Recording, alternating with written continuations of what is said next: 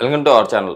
చాలా మందిలో మనం మోకాల నొప్పులు చూస్తూ ఉంటామండి. దీంతో పాటు వాపు చూస్తూ ఉంటాం. ఇలాంటి మన వచ్చే మోకాల నొప్పులకి ఒక మంచి రెమెడీ చెప్పడానికి మనతో పాటు ఉన్నారు ఎండి ఆయుర్వేద డాక్టర్ మహేష్ బాబు గారు. సార్ ద్వారానే అసలు ఈ ప్రాబ్లంకి ఎలాంటి సొల్యూషన్ చెప్తారో తెలుసుకుందాం. నమస్తే సార్. నమస్తే అండి. సరే, చాలా మందికి మోకాల నొప్పులు వస్తే అరుగుదల వేరు. అవునండి. బట్ మోకాల నొప్పులకి వచ్చిన వాళ్ళకి వాపులు వస్తూ ఉంటాయి. చిన్న పిల్లల్లో కూడా మనం చూస్తూ ఉన్నాం ఈ ప్రాబ్లం. అసలు ఎందుకు ఇలా అవుతా ఉంది, దీనికి ఎలాంటి రెమెడీ చెప్పబోతున్నారు ఈరోజు? సో ఫస్ట్ ఏంటంటే, నేను ఆల్రెడీ ఆస్టియో ఆర్థరైటిస్, మోకాల అరుగుదల, నెక్స్ట్ గుజ్జు పోవడం అనే దాని గురించి మాట్లాడాను. సో ఇప్పుడు నేను చెప్పేది ఏంటంటే రొమటైడ్ ఆర్థరైటిస్ అనమాట. ఇది మీరు చెప్పినట్టుగా మోకాళ్ళ నొప్పులతో పాటు వాపు అండ్ అలాగే వేడిగా ఉండడం, ఇలాంటి లక్షణాలు కనిపిస్తూ ఉంటాయి. అండ్ ఇది చిన్న వాళ్ళ నుంచి పెద్దవాళ్ళ వరకు ఎవరికైనా రావచ్చు. అండ్ ముఖ్యంగా మధ్య వయస్కులకి ఎక్కువ వచ్చే ఛాన్స్ ఉంటుంది. అండ్ ఈ రుమటైడ్ ఆర్థరైటిస్ని ఆమవాతం అంటారు. ఇది ఒక ఆటో ఇమ్యూన్ డిసీజ్ కింద తీసుకుంటాం. బట్ ఆయుర్వేదిక్లో దీన్ని ఆమానికి చెందింది అనేది అంటారనమాట. సో నేను ఈ డిసీజ్ చెప్పే ముందు ఫస్ట్ దాని ట్రీట్మెంట్ గురించి వివరిస్తాను. సో ఫస్ట్ ఏంటంటే శొంఠి పొడి. శొంఠి ఉంటుంది కదా, సో ఆ శొంఠి పొడిని డైలీ మనం భోజనం తినేటప్పుడు ఒక ఫస్ట్ ముద్దని కొంచెం శొంఠి పొడి నెయ్యి వేసుకుని డైలీ తినడం అలవాటు చేసుకోవాలండి. సో కొన్ని రోజులు ఇలాగ అలవాటు చేసుకుంటే కనుక మనకి ఫస్ట్ ఆ నొప్పులు అనేవి తగ్గడం తెలుస్తుంది, మనకి తేడా బయట నుంచి. ఇంకొకటి ఏంటంటే మనకి బాగా ఏరన్నం అంటాం, అదేంటంటే ఆవదం చెట్టు. సో ఈ ఆవదం చెట్టు వేర్లు పొడి కనుక మనం 2 పూట్ల తీసుకుంటే, ట్యాబ్లెట్ ఫామ్లో కానీ దేని ఫామ్లో అయినా తీసుకుంటే కనుక ఈ ఆమవాతం ఏదైతే రొమటైడ్ ఆర్థరైటిస్ అంటే వాపుతో కూడిన మోకాల నొప్పి ఏదైతే ఉందో అది తగ్గుతుంది. అండ్ అలాగే ద బెస్ట్ మెడిసిన్ ఏంటంటే ఆవదం. సో ఆవదం నూనె అందరికీ తెలుసు కదా, సో ఆవదం గింజల నుంచి తీస్తారు. సో ఈ ఆవదాన్ని కూడా మనం సింపుల్గా ఒక స్పూన్ ఆవదాన్ని రాత్రిపూట వేడి పాలల్లో కలుపుకుని తాగితే కనుక మనకి నొప్పులు తేడా అనేది ఖచ్చితంగా తెలుస్తుందండి. Okay sir. సో ఇప్పుడు మీరు అడిగినట్టుగా ఫస్ట్ ఇవి ఇలా పనిచేస్తే ఖచ్చితంగా మీకు నొప్పులు తగ్గుతాయి. అండ్ ఫస్ట్ అవి ఎందుకు వస్తున్నాయో మీకు తెలియాలి అంటే, ఓకే సార్, ఈ ఆమం అనే కాన్సెప్ట్ ఉంది ఆయుర్వేదిక్లో. అదేంటంటే మనం ప్రతిరోజు తినే ఫుడ్ ఏదైతే ఉందో మనం ఏమనుకుంటున్నామంటే తిన్నదంతా కంప్లీట్గా అరిగిపోతుంది, వేస్ట్ యూస్ఫుల్గా డివైడ్ అవుతుంది, వేస్ట్ అనేది బయటకు వస్తుంది, యూస్ఫుల్ అనేది బాడీకి యూజ్ అవుతుంది. ఇది మనం రోజు అనుకునేది యాక్చువల్గా. Okay sir. కానీ ఇంత జరుగుతున్నా కూడా మనం తినే వాటిల్లో కొంత భాగం అనేది బాడీలో ఉండిపోవడం జరుగుతుంది. ఎందుకంటే అందరి బాడీస్ కంప్లీట్గా ఉన్నదంతా అరిగించే శక్తి లేకపోవడం వల్ల కొంచెం కొంచెం కొంచెం మిగిలిపోయి, ఆ కొంచెం మిగిలింది రోజు కొద్దిగా అయ్యి ఎక్కువైపోయి అలా బాడీలో ఉండిపోయిన దాన్ని ఆమం అంటాం. Okay sir.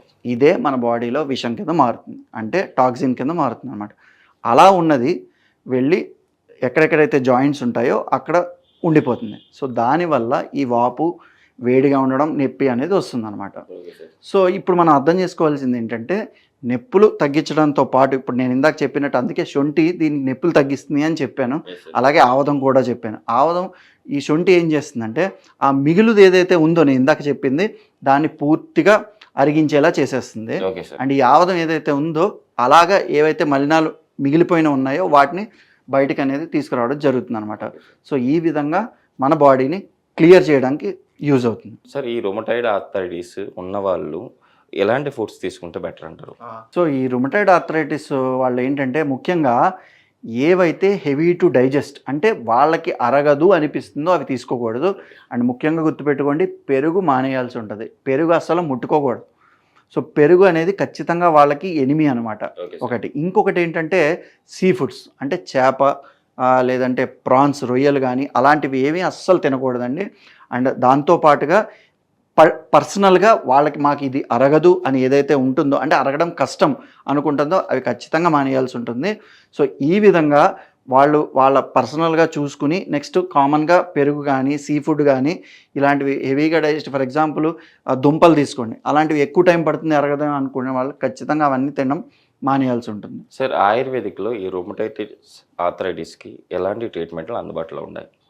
సో ఈ ఆమవాతాన్ని ఆయుర్వేదిక్లో చాలా చక్కగా ట్రీట్ చేస్తామండి. మేము రెగ్యులర్గా ఒక 2-3 పేషెంట్స్ని చూస్తుంటాం దీనికి సంబంధించింది. అంతమంది సఫర్ అవుతూ ఉంటారు. సో ఇప్పుడు ఈ రుమటైడ్ ఆర్థరైటిస్ వాళ్ళు మా దగ్గరికి వస్తే కనుక ఫస్ట్ ఆ లోపల నేను ఇందాక చెప్పినట్టు ఆ మిగిలిపోయిన ఏదైతే టాక్సిన్స్ అనేవి బాడీలో ఫామ్ అయిపోయాయో ఖచ్చితంగా వాళ్ళకి మనం ఫస్ట్ మెడిసిన్స్తో ట్రీట్మెంట్ స్టార్ట్ చేసి అవసరమైతే కొన్ని ప్రొసీజర్స్ ఉంటాయి. ఓకే అంటే ఇసుకతో కానీ ఉప్పుతో కానీ ఇలాంటివి మనం అక్కడ పెట్టి పంచకర్మలు చేయడం అనే కొన్ని ప్రొసీజర్స్ ఉన్నాయి. Okay sir. అండ్ అదే విధంగా విరేచన ప్రొసీజర్స్ అని చేస్తాము, ఇంకా వస్తీ ప్రొసీజర్స్ అని ఉంటాయి. సో ఇలాంటివి చేసి కంప్లీట్ 100% మనం క్యూర్ చేసి వాళ్ళని పంపించి నార్మల్ లైఫ్ని లీడ్ చేసి, అంటే మోకాళ్ళ నొప్పులు అనేవి రాకుండా ఉండి హ్యాపీగా లైఫ్ లీడ్ చేసేలాగా చేయొచ్చు మనం. సార్ ఇన్ కేస్ రొమటైటిస్ ఆర్థరైటిస్ ఉన్న వాళ్ళు ట్రీట్ చేయించుకోకపోతే ఏం జరుగుతుంది? సో ఇప్పుడు ఫర్ ఎగ్జాంపుల్ ఫస్టే మనకి వాపులు వచ్చాయనుకోండి, ఇప్పుడు మోకాళ్ళు ఒకటే నొప్పి అనుకోని కొంతమందికి ఉంటుంది. బట్ ఈ రుమటైడ్ ఆర్థరైటిస్ ఏంటంటే రాను రాను చిన్న చిన్న ఎముకలను కూడా ఎఫెక్ట్ చేస్తాయి. సో ఫస్ట్ కొంతమంది పేషెంట్స్ మాకు ఇక్కడ వాపులతో ఇక్కడ నొప్పులతో కూడా వస్తారండి. Okay sir. అండ్ ఇంకొకటి ఏంటంటే ఇక్కడ కణుతుల్లాగా ఏర్పడతాయి, అంటే చిన్న చిన్న జాయింట్స్లో కూడా కణుతుల్లాగా ఏర్పడడం. నెక్స్ట్ వీటి ఏవైతే ఉన్నాయో షేప్స్ మారిపోతూ ఉంటాయి. ఓకే సో వాటిని నాడ్యూల్స్ ఫామ్ అవ్వడం అంటారు. సో ఒకవేళ కనుక కరెక్ట్ టైంలో కనుక ట్రీట్ చేయించుకోకపోతే అంత సివియర్గా అయ్యి కంప్లీట్గా ఇవి అనేవి నాడ్యూల్స్ అనేవి ఫామ్ అవుతాయి. అండ్ ఇంకొకటి ఏంటంటే వీళ్ళకి మార్నింగ్ స్టిఫ్నెస్ అనేది ఉంటుంది, అంటే పొద్దున్న లేవగానే ఓకే సార్. కాళ్ళు చేతులు ఏవైతే అన్నీ ఉన్నాయో అవన్నీ పట్టేస్తాయి అన్నమాట. ఒక రోజు గడిచి ఎండ కొంచెం వచ్చేంత వరకు వాళ్ళు ఏమీ కదల్చలేని పరిస్థితి ఉంటుంది, ఓకే ఒళ్ళంతా వేడిగా ఉన్నట్టు ఉంటుంది. సో ఇలాంటి పరిస్థితి వరకు రాకుండా ముందే కనుక మీరు ఐడెంటిఫై చేసుకుంటే కనుక ఖచ్చితంగా హ్యాపీగా ఏం ప్రాబ్లం లేకుండా ఉండొచ్చు. అండ్ అలాగే ఫర్ ఎగ్జాంపుల్ ఫస్ట్లో మీరు చెప్పిన ట్రీట్ చేయించుకోకుండా లేటర్ స్టేజ్కి వస్తే కనుక ఓన్లీ ఇప్పుడు మనం ప్లాంట్స్ నుంచి తీసే మొక్కలు మందులు కాకుండా ఆయుర్వేదంలో ఖనిజాల నుంచి తీసిన మినరల్స్ అంటారు కదా, సో మినరల్స్ నుంచి తయారు చేసిన మందులు కూడా పవర్ఫుల్ ఉంటాయి. అండ్ అవి యూజ్ చేయాల్సిన పరిస్థితి అయితే ఉంటుంది.